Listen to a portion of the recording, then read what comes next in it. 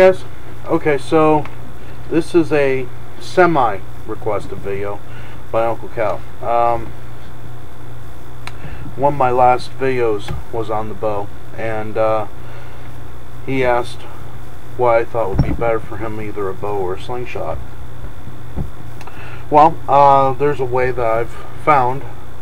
Dave Canberry has a sling bow, and I made the same. Mine's just slightly different than his, but still, I get a lot of good ideas from him, so I give him props and kudos for the ideas. Okay, so you'll notice with this arrow, there's no tip right now. Now, obviously, for the tip, you can use a field point, you can use broadhead, you could even use a fishing point and a fishing tip. I'll go ahead and go over that in another video in a little bit. But what we're going to focus on is the knock end. Okay, now understand that the space there, called the knock, that's where your string goes, obviously. Now when you look at this, you'll notice that one fletching, or one feather, is a different color than all the others. This is known as the king feather. Okay, so you want your notch point, or your knock point, to be in line with your king feather. Okay, letting you know this right now before we start twisting the knock off, in the case that you want to put the knock back on. Okay, never lose your knock. Keep your knocks. Okay, because you may want to put that back. Anyway, so we're just going to use our friend the multi-tool. We're just going to grab a hold of that knock, give it a slight twist, and that's all you need to be able to defeat the glue that holds that knock point in. Easy peasy. Okay, so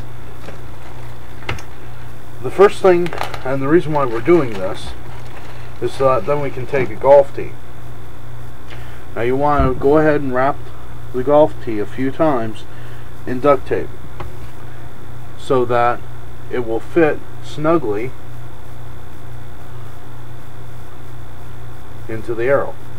Now from this point, you'll go ahead and wrap duct tape over and around it. Okay, so you're going to have one strip of duct tape to go this way, and then you wrap some around. Okay, that will keep this golf tee from coming off of this arrow.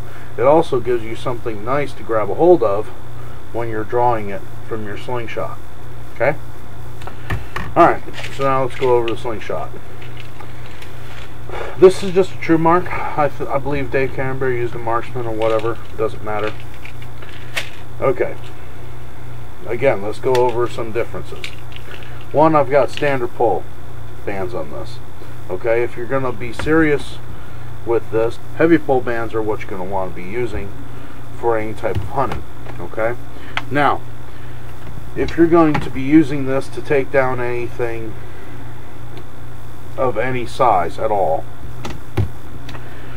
you're going to want to shorten these bands by at least an inch. I would actually, because of your strength factor, I would go ahead and go 1.5 inches, maybe even 2. Okay, so that when you get to full draw, that thing is going to have some power to it. Okay, maybe 1.5 inches will be plenty. I would just start off with the inch, and then if you want more, then shorten them more. The great thing about these bands is that you can take them on and off using saliva. You do not require alcohol to do that. They just slide on and off with a little bit of saliva. Not really going to go over that. But it's common sense. Okay? Alright, so this is a whisker biscuit. This is from Trophy Ridge or whatever. I got it off of Amazon, 20 bucks. Okay? Now, the original whisker biscuit company stopped making the original design. Now they've messed them all up and made a different design and all that. But Trophy Ridge decided to take the old design and ran with it, and so they did. So what I have is I have that Trophy Ridge design, and at the bottom of it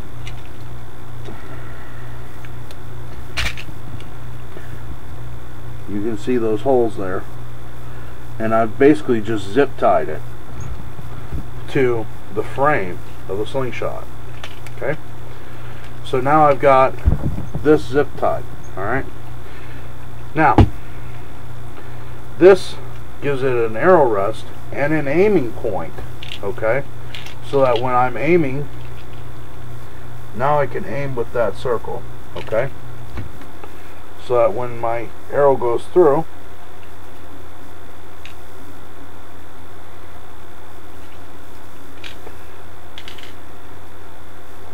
I can center it in my pocket.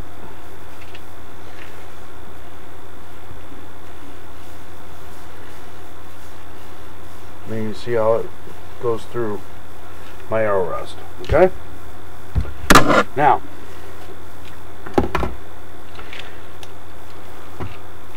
that's how you do that.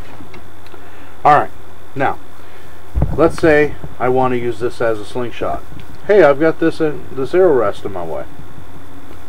That's the beauty of this design. You don't zip it, tie it so hard or so tightly that you can't flip it down. Go ahead and, when you flip it down, now you can use it as a regular slingshot. Okay? But also flip it back up, and now you have the arrow rest. So that's a way of using both the arrow rest and the slingshot. The reason why I like True Mark, or this type of slingshot in particular, in case you haven't heard it rattling, it will store its own ammo in the handle. Okay? Could be well worth it to know. Okay? So I would recommend getting a True Mark if you haven't already. If not, it's really no big deal. It's just I like to have the ability to store the ammo in the handle. Makes it better for you. The great thing about it too is that it folds up like that. So it's really a very compact thing. So really all you need is this, perhaps a quiver of arrows like this, and now you're in business. Switch out the bands to a heavy black band, like I said. Trim the bands an inch. Slide them on using saliva. Replace the knock point. Put whatever tip you want on the end of the arrow. Your business. That simple. So, anyway, so I hope this helps you. And see you later. I appreciate your comments. I appreciate your views. I appreciate your time. Defend your homes wisely.